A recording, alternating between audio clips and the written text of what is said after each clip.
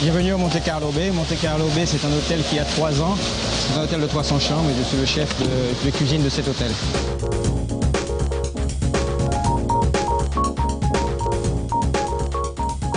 Il part avec une volaille et une dorade là-bas, à la 41. Allez, la sauce. Julien, tu as une linguine, Julien. On ne perd pas de temps. Les enfants, au garde-manger là-bas, est-ce que vous avez une salade de poulpe, une bento, poisson? Ça marche, 2 carpaccio de melon.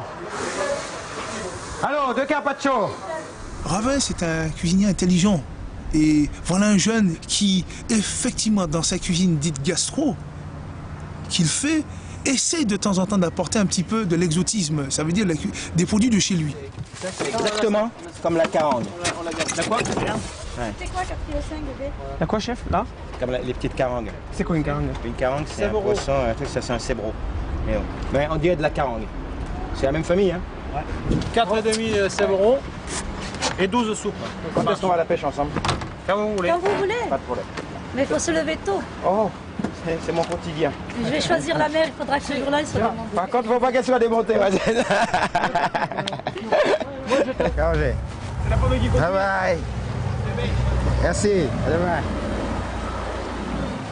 Ravin continue, de par sa persévérance, nous faire évoluer à l'extérieur. Même si il est difficile pour lui-même d'incorporer un maximum de cuisine, de produits de chez nous, mais il apporte quelque chose en plus, c'est le goût de chez nous.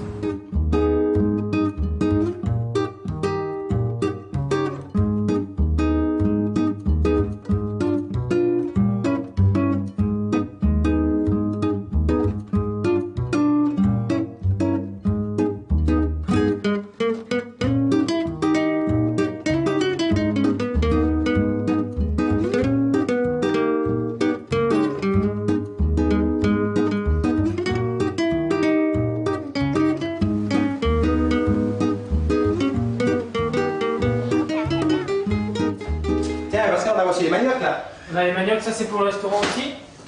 Ça reste des souvenirs d'enfance. Le manioc. Vous voyez, il y a quand même un mélange des produits d'ici, des produits de là-bas, etc. Quand j'étais gamin, mon grand-père le cultivait et ma grand-mère, elle faisait la farine de manioc. Et on mangeait des galettes appelées cassave. Plus de 2000 ans avant l'arrivée de Christophe Colomb, les Amérindiens se sont implantés aux Petites Antilles.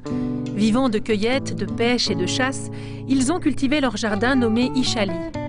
Reine parmi les racines, le manioc amer devait donner son surnom à cette civilisation. Alors les habitudes alimentaires des Amérindiens avant Christophe Colomb sont bien sûr tributaires de tout ce qu'ils ont amené auparavant, hein, comme végétaux.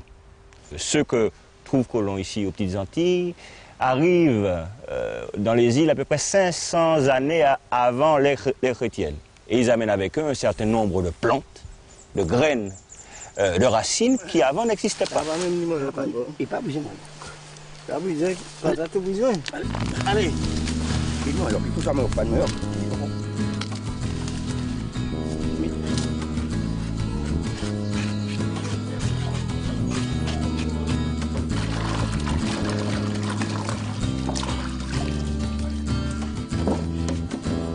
Le manioc est la seule plante toxique à l'état brut au monde à être cultivée comme aliment de base.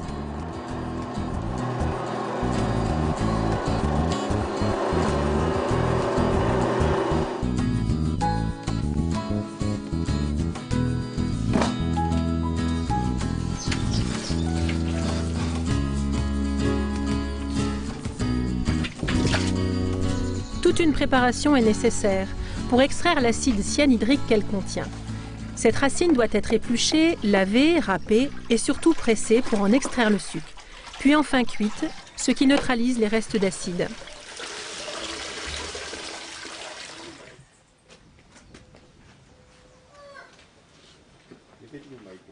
Les colons, en arrivant, vont s'inspirer totalement des techniques amérindiennes. Le fait même qu'ils puissent coloniser, s'ancrer dans une terre, nécessite un ancrage dans un environnement. Une fois les vivres amenés terminés, la viande salée, le fromage, etc., ils sont obligés de compter sur les Amérindiens pour pouvoir survivre. Donc, coloniser, c'est d'abord s'indigéniser. Apprendre de l'insulaire, apprendre de l'indigène, ces techniques ancestrales de survie. Jetée sur des platines autrefois en céramique, la farine de manioc peut former des galettes appelées cassaves. On peut manger ça avec du lait, on peut manger ça seul, comme on veut. On mange ça comme on veut. Oui, mais c'est pas comme Avec les avocats, comme on veut, on mange ça. Au début du XVIIe siècle, les flibustiers, chassés d'Europe, trouvèrent refuge sur les côtes du Nouveau Monde. Cette chasse aux corsaires lancée par les États du vieux continent était destinée à sécuriser les liaisons maritimes. Les pirates se dirigèrent vers d'autres lieux plus accueillants, les Antilles. La flibuste s'y installa et joua un rôle incontestable d'exploration, qu'il s'agisse des routes maritimes, de la découverte ou de la vulgarisation de nouvelles denrées. C'est ainsi que ces flibustiers apprirent, auprès des Indiens avec lesquels ils pratiquaient le troc, à boucaner la viande, c'est-à-dire à la cuire par la fumée pour mieux la conserver. Les pirates trouvèrent là une alternative à la salaison, d'autant que le sel était une denrée rare. Les corsaires vont verser ce savoir culinaire dans la culture créole moderne. Désormais, il n'y a guère de route menant vers les plages sans vendeurs de poulets boucanés.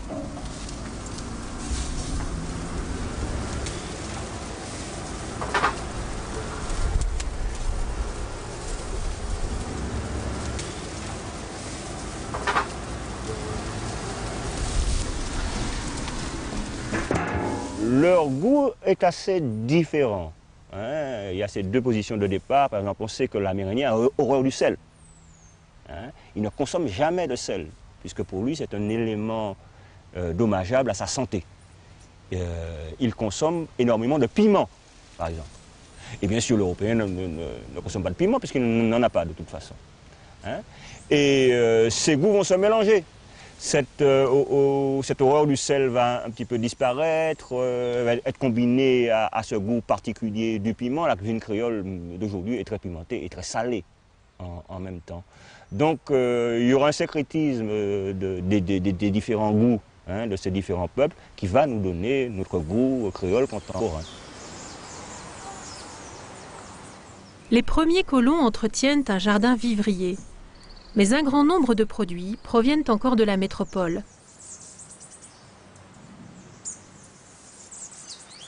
On appelle ces jarres des dobanes parce qu'elles étaient fabriquées à Aubagne, en Provence, d'où le nom créolisé de dobane. Elles servaient à transporter des aliments comme de la viande salée, de la farine, de l'huile, en bateau, jusque sur l'habitation où elles étaient stockées. Beaucoup d'aliments venaient de France. Enfin, une partie était cultivée sur place, sur les légumes pays qu'on connaît toujours aujourd'hui, mais une grande partie venait de France, surtout pour le vin, l'huile, la viande salée. Pendant très longtemps, on a importé de la viande salée dans ces récipients. Une véritable révolution se produit en 1628 en Martinique, avec le lancement de la culture extensive de la canne à sucre. Place aux grandes habitations et à l'arrivée massive d'esclaves arrachés d'Afrique, pour répondre aux besoins de main-d'œuvre. On ne peut pas avoir cultivé la canne pendant 350 ans sans en être marqué. Cette société a été créée pour une société créole qui a été fondée artificiellement pour pouvoir produire du sucre. Bien sûr que le sucre a marqué notre cuisine, a marqué nos desserts, a marqué notre goût. On boit, on mange encore beaucoup sucré, beaucoup trop. Selon les médecins. Beaucoup trop de sel et trop de sucre. Dans des conditions de vie imposées par l'esclavage, la cuisine ne pouvait être que grossière et pas vraiment élaborée. Il s'agissait que le repas tienne au corps, afin que les esclaves puissent travailler. Cette alimentation de survie dépendait du bon vouloir des maîtres, et ces derniers fournissaient à ces esclaves de quoi survivre, rien de plus.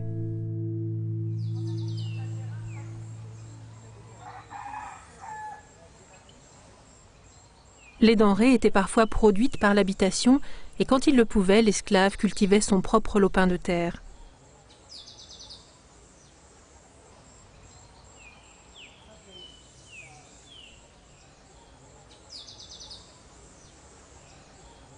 À l'époque coloniale, il y avait deux types de cuisine, celle des colons, celle de survie pour les esclaves, mais il aura droit à quelques heures pour faire son jardin nègre, où beaucoup de choses vont se mettre en place pour la subsistance de la famille, mais aussi pour revendre sur la boutique. Et le jardin créole, on va le retrouver jusqu'à aujourd'hui, avec cette manière de tout mélanger, de mettre, comment dirais-je, des étages, des plantes hautes qui vont protéger les plantes basses, de mettre en bordure des plantes médicinales, d'intégrer ce qu'on va appeler le rasier. Le rasier, c'est des choses qui sont en bordure, mais qu'on le connaît quand même, c'est quand même pas du sauvage à 100%.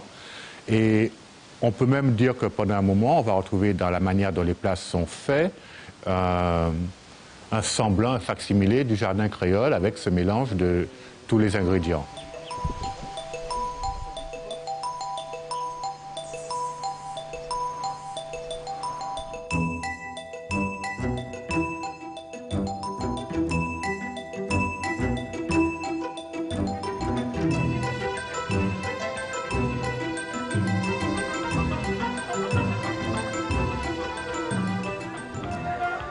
À l'instar de ce qui s'expose sur les étals des marchés actuels, tous les légumes étaient là qui apportaient à l'esclave un relatif équilibre. Cuits et mitonnés, ils se retrouvaient dans toute une variété de soupes, où les influences africaines suggérèrent la création du kalalou, soupe d'herbage, ou encore de la soupe zabitan. Je vais vous préparer une soupe zabitan. Pour cela, un paquet de soupe zabitan qui s'achète donc comme cela au marché. Vous demandez une soupe zabitan, des oignons, un morceau... L'alimentation a un double rôle, mais dans ce contexte culturel, il est aliment, mais il est aussi médicinal, car on mange très mal, et pour compenser cette mauvaise qualité de l'alimentation, on va recourir à des plantes. Et effectivement, certains plats alimentaires vont intégrer des méthodes, je ne dirais pas de guérison, mais de se maintenir en bonne santé. La patate douce donne un petit goût très agréable à cette soupe, puisqu'elle est un petit peu sucrée.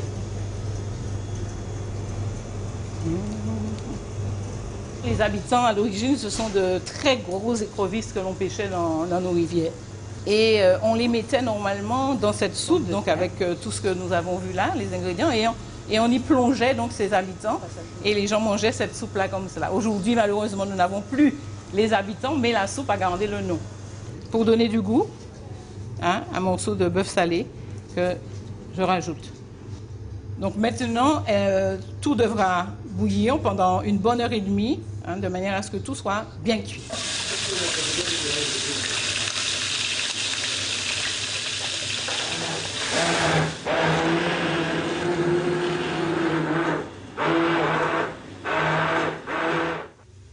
Il y a aussi le kalalou qui est une soupe verte.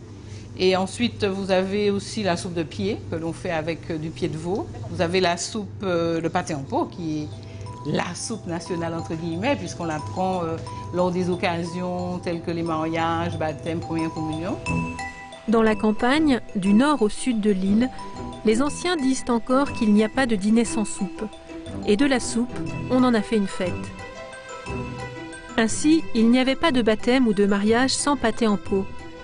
Ce mets local est fait de légumes et de tous les abats, ainsi que de la tête et des pattes d'un mouton ou d'un cabri. Et cette tradition persiste toujours. Bien, ma grand-mère, qui souvent, elle nous faisait les pâtés en pot. Et à cette époque, elle faisait beaucoup de repas dans les mariages. Donc nous, les petits-enfants, on était toujours là à regarder. Et puis voilà, ça nous a laissé quelque chose de bon quand même. J'attache mon bouquet garni pour mettre dans le pâté en pot. C'est pour que ça ne traîne pas dans le faitout au moment du service. Ce plat s'appelait-il pâte en pot du fait de la présence des pattes du cabri? C'est ce que certains suggèrent. Cette création culinaire originale, réalisée par les esclaves en dépit de leur dénuement alimentaire, revêtait un caractère exceptionnel et donc de fête. Elle n'était possible que lorsque du bétail était abattu sur l'habitation et que le maître leur laissait les bas morceaux.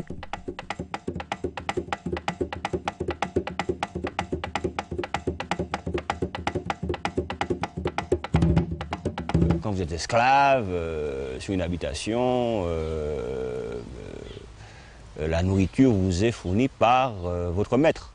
Hein. Et cette nourriture, légalement, est composée d'un certain nombre de livres de viande salée. Hein, donc soit du porc salé, de la morue salée, par exemple, et d'un certain nombre de livres de farine de manioc. Article 22. Seront tenus les maîtres de faire fournir. Article 23. Chacune semaine. Leur défendons de donner aux esclaves de l'eau de vie de canne ou guildive pour tenir lieu de Article 24. Leur défendons pareillement de se décharger. Selon le Code noir, le maître doit vous fournir cette nourriture chaque semaine. Mais on sait qu'elle est insuffisante et que les esclaves vont essayer de se procurer d'autres produits alimentaires. Ils vont essayer d'élever un porc près de leur case. L'abattage d'un cochon offrait aux esclaves la possibilité d'améliorer l'ordinaire. Ils confectionnaient du boudin, s'inspirant des techniques amenées par les colons et de leur goût pour les épices. Le boudin est très particulier à la Martinique. D'une part, le boudin français est fait à base de farine. Or, ici, il est fait à base de pain rassis. Il faut bien plonger le pain. Bon, c'est intéressant parce que le pain est au départ quelque chose qui ne fait pas partie de la culture antillaise. On est dans une culture qui favorisait beaucoup plus le manioc. Qu'y a-t-il dans ce boudin? Il y a beaucoup d'épices. Il y a l'usage des boyaux. Il y a aussi le fait que ce boudin, contrairement au boudin français qui peut se conserver des semaines, se mange tout de suite. Je remue pour voir s'il y a assez de sang dedans. Ce n'était pas du sang importé. On avait du boudin que lorsqu'on avait tué un cochon.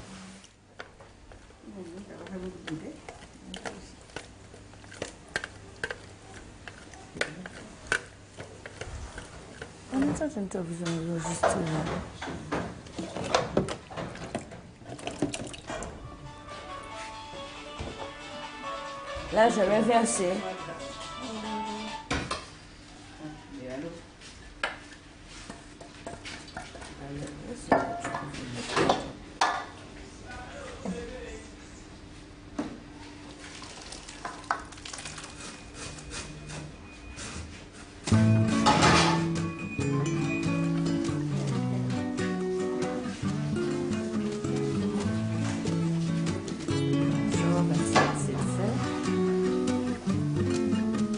À l'époque, c'était avec un entonnoir et un bâton. Là, c'est un appareil qui fait tout seul. Il fait que tourner seulement la manivelle. Là, ça va.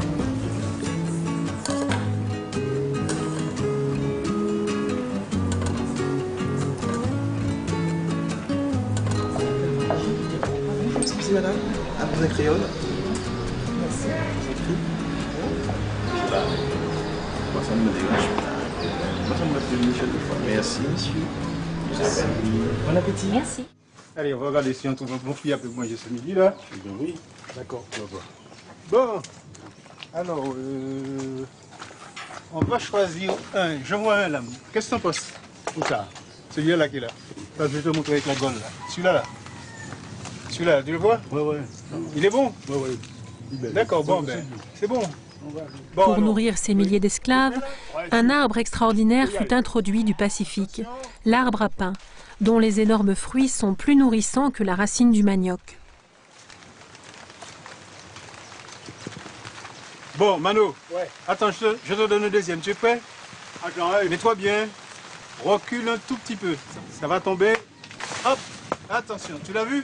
Et ça y est, deux belles filles après, bien matriculées. Ah ouais, c'est bon. Amène-les. Tu les amènes? Je vous attendais. Oui, amène-les-moi. Ok. Je vais les faire tout de suite. Ouais.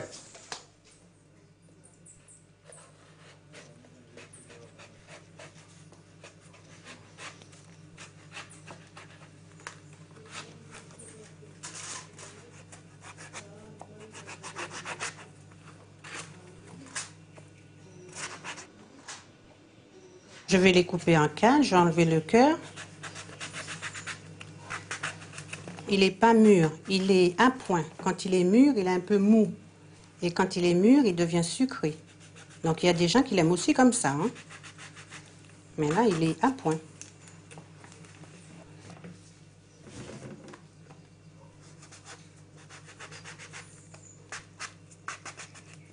Voilà. Là, on reste un peu. Alors là, je vais remettre toutes les épluchures que j'ai enlevées. Je vais couvrir mon fouille à pain de tout ça. Après, je remettrai l'eau pour faire cuire. Dans le temps, il faisait à manger pour tout le monde et en même temps, par-dessus toutes les épluchures qu'on mettait, ben, ça servait à nourrir les cochons. Donc on couvre et en même temps, le fouille à pain cuit à l'étouffer.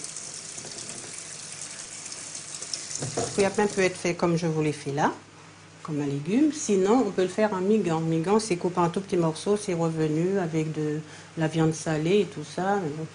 C'est pas une soupe, mais c'est des tout petits morceaux et c'est fait dans un espèce de bouillon. Sinon, on fait des flancs de fouille à pain, on fait beaucoup de choses avec. Le couteau pénètre bien dedans, c'est cuit. Voilà, je vous emmène le poisson, hein, c'est ce qui manquait. Donc vous avez tout, maintenant on peut tous passer à table, on peut manger maintenant. Il y a tout. Hein.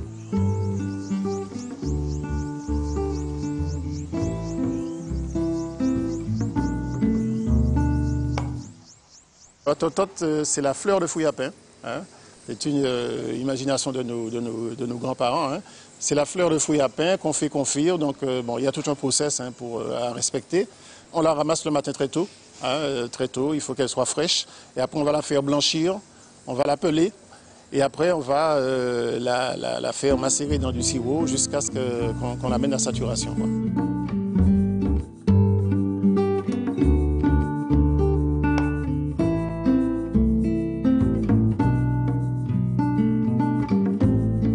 Autrefois, nos parents utilisaient beaucoup le sucre dans la mesure où déjà ils travaillaient souvent dans les usines à sucre. Ça, c'est une première chose.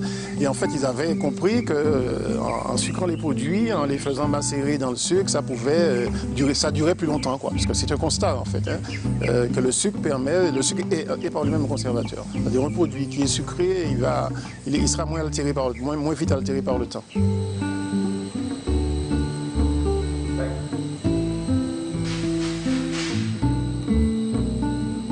Auparavant, et ça se consommait dans les familles uniquement. Ça veut dire qu'on avait la grand-mère qui faisait sa confiture ou sa confiserie, c'était consommé simplement dans la famille. Mais aujourd'hui, c'est devenu vraiment commercial, on va dire, parce qu'on retrouve des confiseries, c'est vraiment entré dans les mœurs un petit peu de tout le monde. Pilibo ou Filibo, Doucelette, Locchio, Cratché, Nougat Pistache sont nés de petites confiseries originales qui se perpétuent toujours.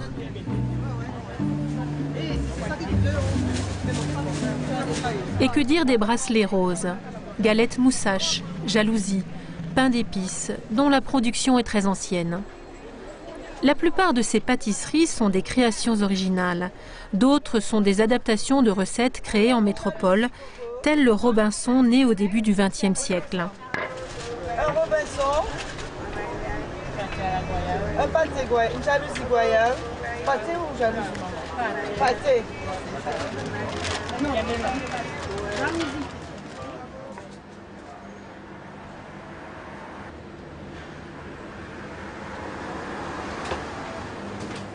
Au fait, il y a plusieurs variétés de Robinson traditionnels.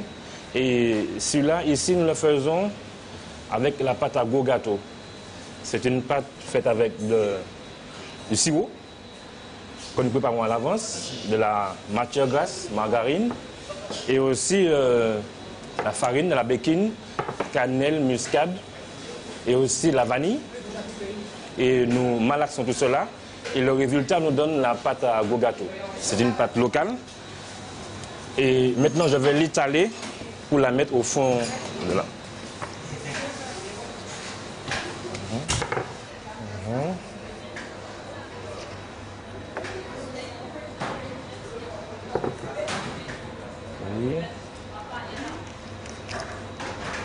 Les gens l'achètent pour les communions, anniversaires, parfois baptême, aussi pour les soirées, entre amis, tout ça. Et parce que c'est un gâteau qui a un bel aspect. Et malgré parfois son apparence, il est assez fin, il est très sablé. Et dès que c'est local, ça attire. Donc les gens l'apprécient beaucoup, c'est ce qui fait le succès de ce gâteau. C'est vrai que c'est un gâteau, lorsqu'il est assez bien épicé, il est très bon. Bon, c'est la cannelle, muscade, tout ce qu'il y a. Les gens peuvent avoir autre chose encore. Mais c'est vrai que ça relève, ça relève. Ouais. Ça sort de l'ordinaire.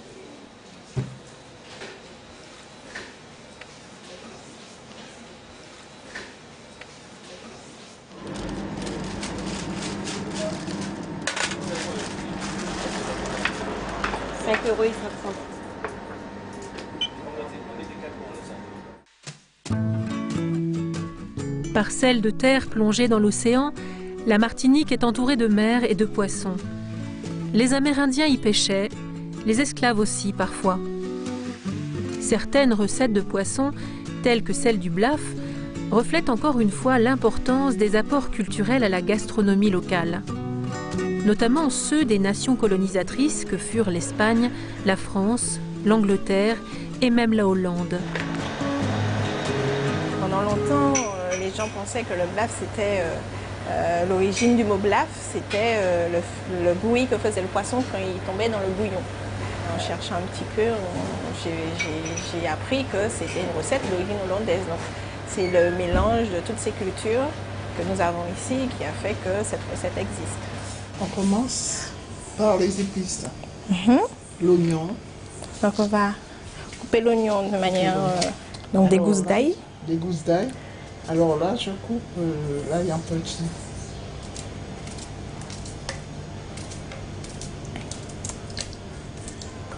Là, ça c'est le thym, le petit thym.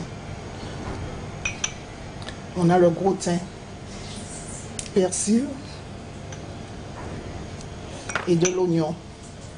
De l'oignon pays. Donc là, on avait haché, mais on peut faire un bouquet garni tout simplement. Les cornichons pays. Les cornichons pays. Donc pour donner un peu d'acidité au bouillon. Voilà. Donc ça complète un peu le citron. Et là, c'est le piment doux, le piment végétarien. Qui parfume, mais qui ne pique pas. Qui ne pique pas. Mais qui a beaucoup de saveur. On utilise beaucoup les bouillons comme support dans une recette.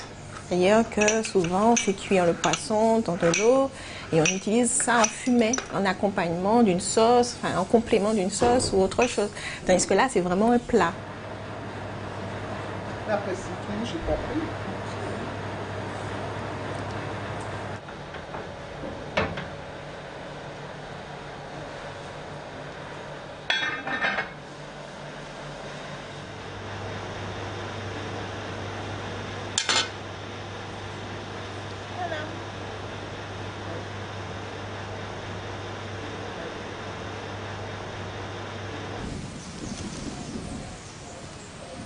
Dans la maison créole, les pièces de service sont toujours séparées des pièces de résidence. C'est le cas de la cuisine et même dans les cases les plus modestes, dans les cases à esclaves ou à travailleurs, on cuisine à l'extérieur de la case principale.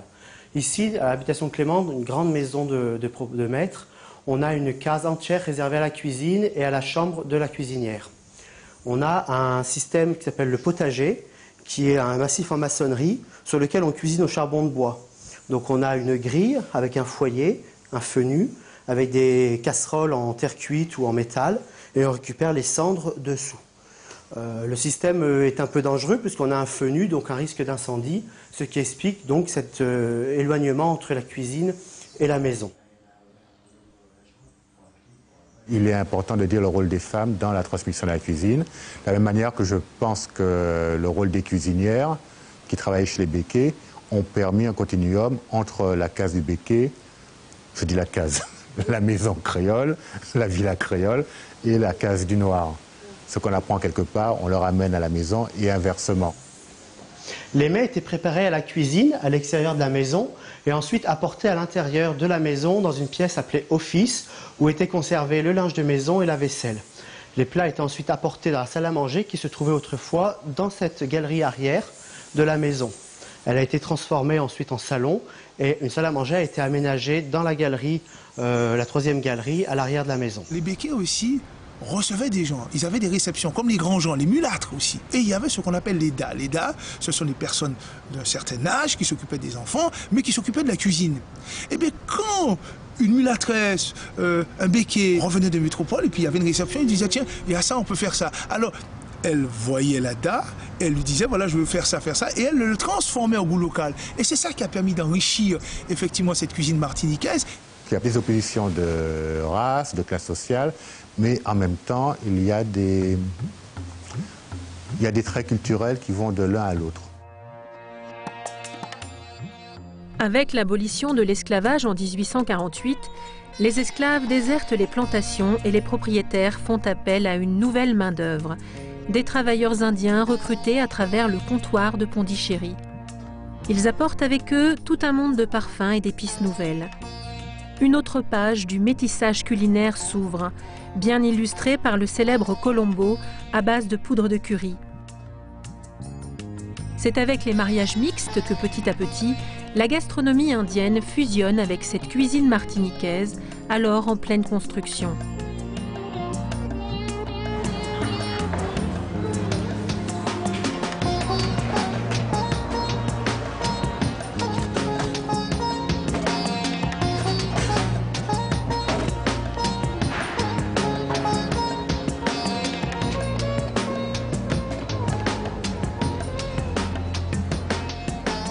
C'est du riz blanc cuit à l'eau salée. Voilà.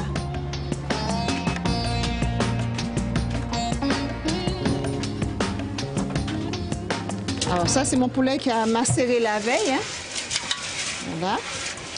Que je vais mettre sur le feu tout à l'heure. Mais entre-temps, je vais préparer les légumes qui accompagnent.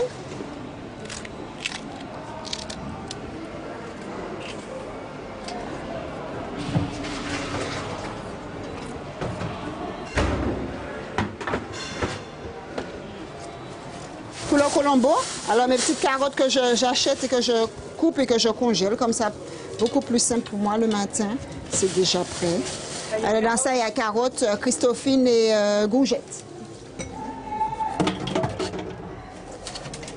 Je vais piler mon ail. La préparation pour le Colombo de poulet, alors la pâte à Colombo, un peu d'huile, du citron, de l'ail pilé, de l'ail qu'on va ajouter tout à l'heure dans le poulet qui est sur le feu.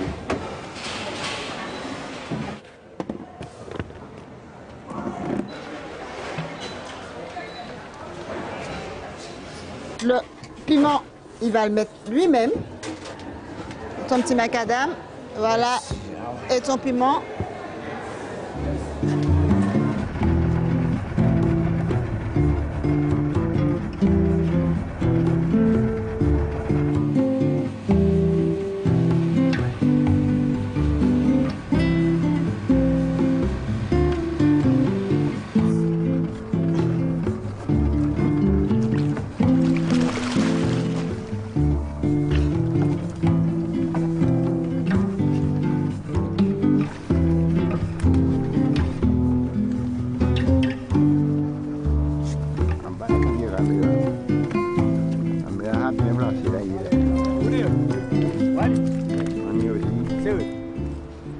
Les diverses racines qui ont contribué à cette cuisine sont tellement imbriquées qu'il est difficile de définir un aspect et de dire oui voilà ça c'est amérindien pur ou ça c'est africain pur. Il y a une fusion totale des éléments primitifs.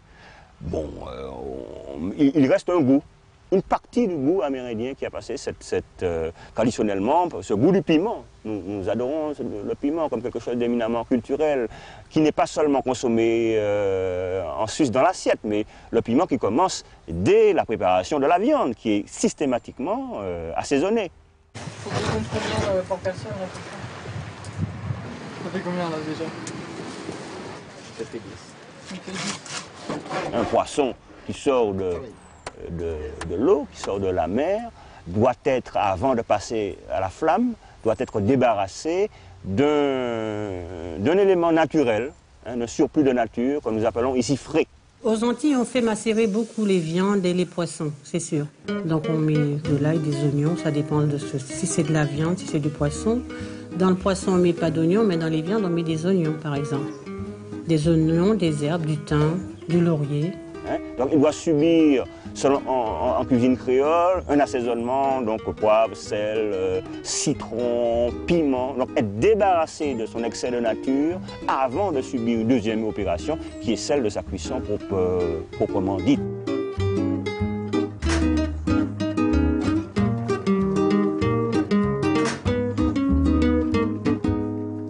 Et cette idée, cette théorie du frais, cette idée de cet excès de nature, les Amérindiens l'enlèvent, le chassent depuis des millénaires avec le piment. Et ça, c'est une conception carrément philosophique, hein, qui leur est propre. Et nous avons hérité, par exemple, de ce sentiment-là.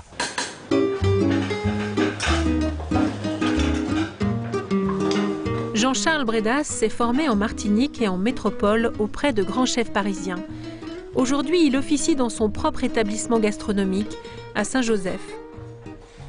Sa cuisine résume à elle seule la force du métissage et sa créativité. Jean-Charles Bredas revisite ainsi des recettes traditionnelles et les approfondit en jonglant entre produits de luxe et légumes pays. Il crée par ailleurs de nouveaux mets, toujours avec des produits locaux, qui ont tendance à disparaître et qu'il remet en valeur.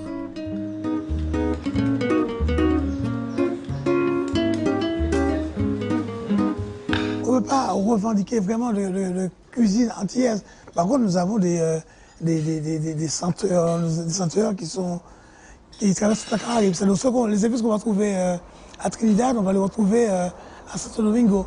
Nous avons des senteurs, nous avons des épices, nous avons un rythme dans notre cuisine. Mais nous sommes en train de la mettre en place. La cuisine antillaise, la cuisine caribéenne.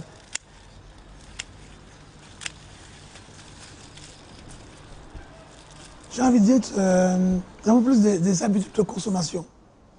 Parce que les Antilles, c'est pas très vieux. C'est pas comme, on peut dire qu'il y a une cuisine grecque, une cuisine hindoue, une cuisine thaïlandaise, mais une cuisine antillaise, vraiment, ça doit pas encore. Peut-être que nos petits-enfants, ils le diront.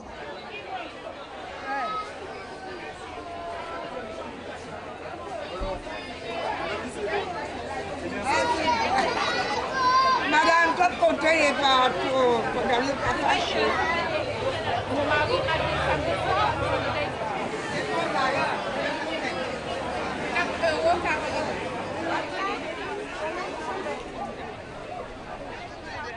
Nous n'avons pas de vin, nous n'avons pas de fromage.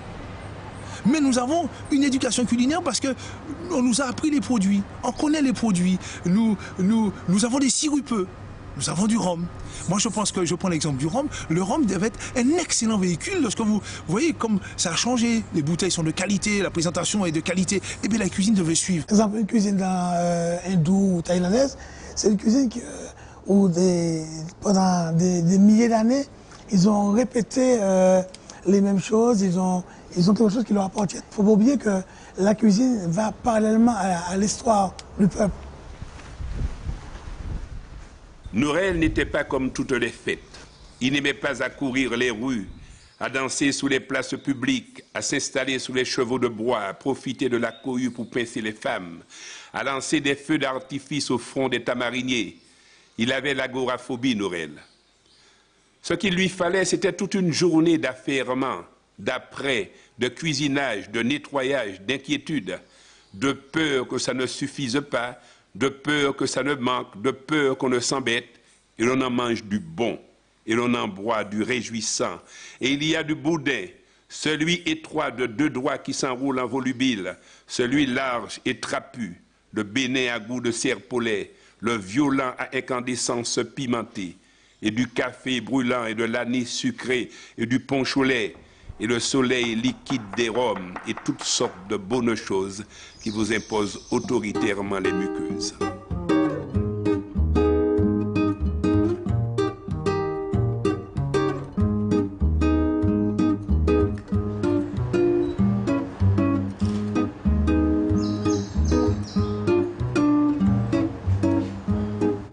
Selon suivier et fruits de saison.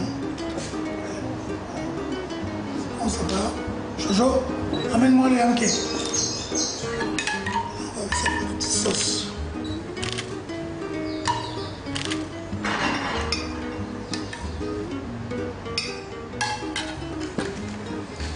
Alors, on va prendre piocher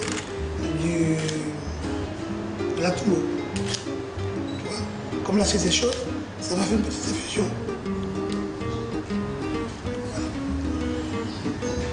Voilà. Reste là.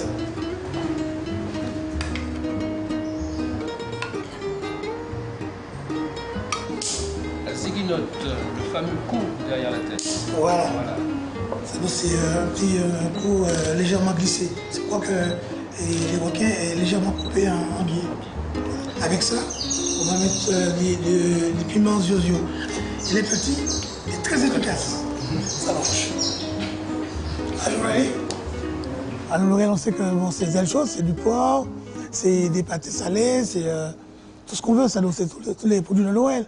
Après, on va tomber dans les fêtes de Pâques, où il y a les jours saints, où on mange que du poisson, des crustacés.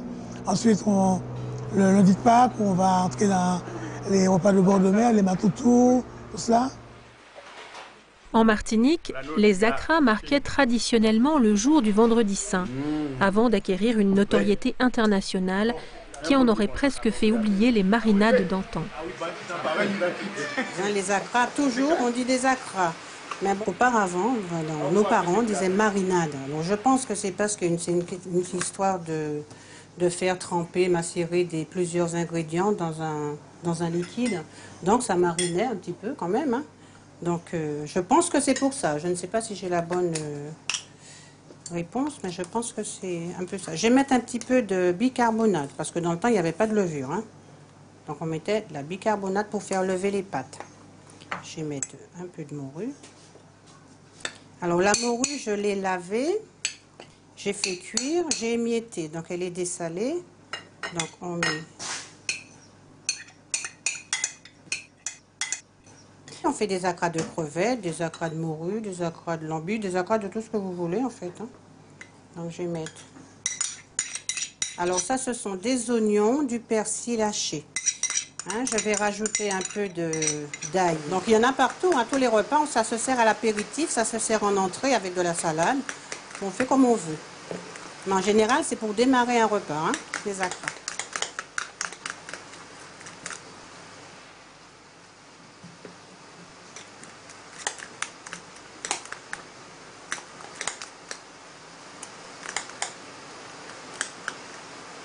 Et je vais relever avec un peu de piment. Donc on met un petit peu comme ça.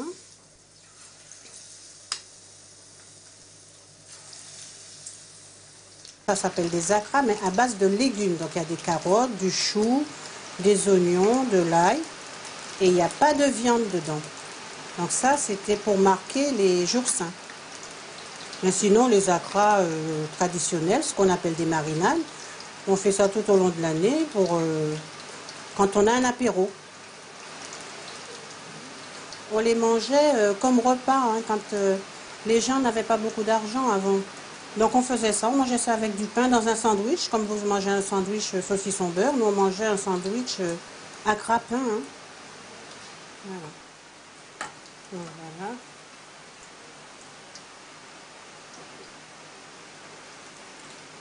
Merci.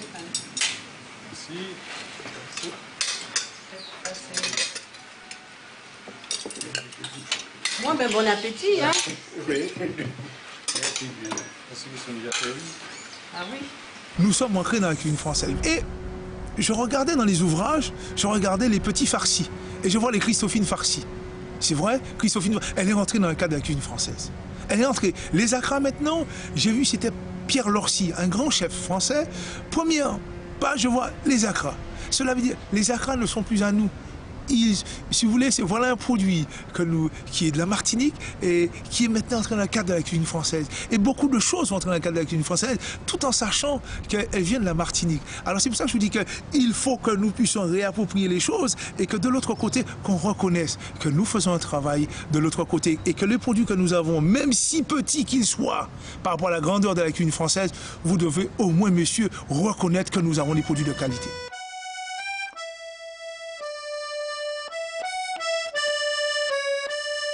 D'abord exportés pour la diaspora antillaise, les produits de Martinique sont de plus en plus prisés par une clientèle métropolitaine. Des commerces spécifiques se sont développés pour répondre à ce besoin.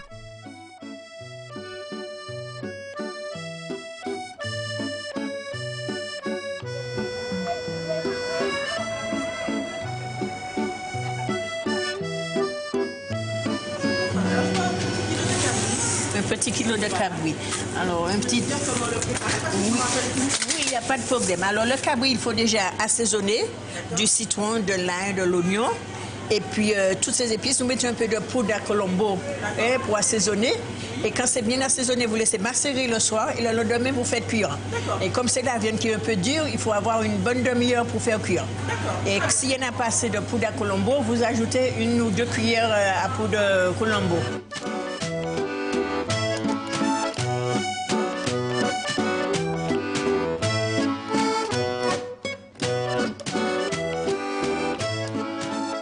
L'idée de créer une épicerie antillaise dans le département 93 est liée au fait qu'il y a une forte représentativité de la communauté antillaise qui habite dans le 93. Mais il faut savoir qu'elle est aussi dispersée partout en France et on a des clients qui viennent ici un petit peu des 4 coins de la France, y compris même parfois de l'étranger, je pense à la Belgique ou même l'Angleterre dans certains cas.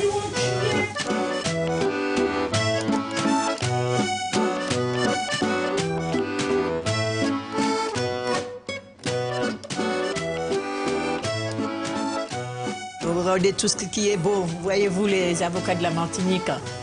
Et puis tout ce qu'il y a comme Martinique, le giomou de la Martinique, le beau fruit à pain de la Martinique que l'on peut manger avec un bon coup bouillon de poisson et de l'haricot rouge, hein? Et ça c'est bon ça.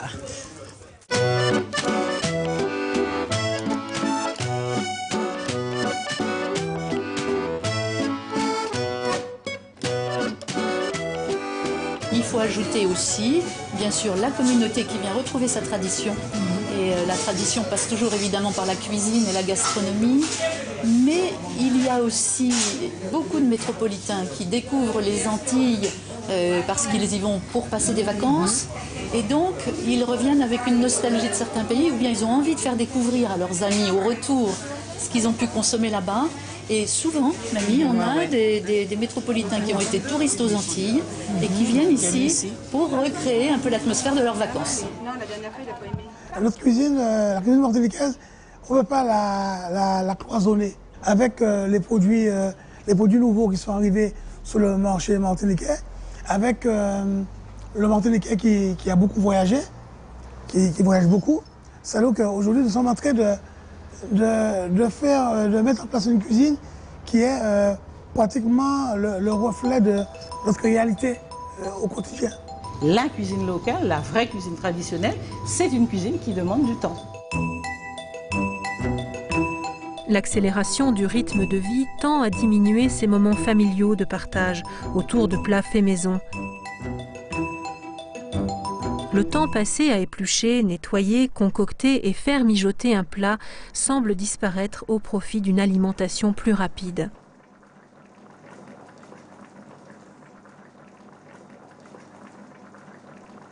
Aussi, la transmission du savoir culinaire de génération en génération s'estompe. Certains produits disparaissent même. Toutefois, un renouveau se profile, avec la volonté de certains chefs qui puisent dans la tradition la matière pour forger une nouvelle cuisine martiniquaise.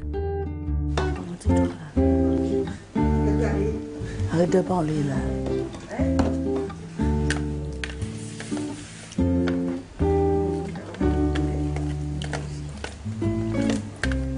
Qu'est-ce qu'ils aiment comme goût en pâtisserie, les Antillais? Attends. Attends. Là, je ne m'étais pas pris dans cette question-là.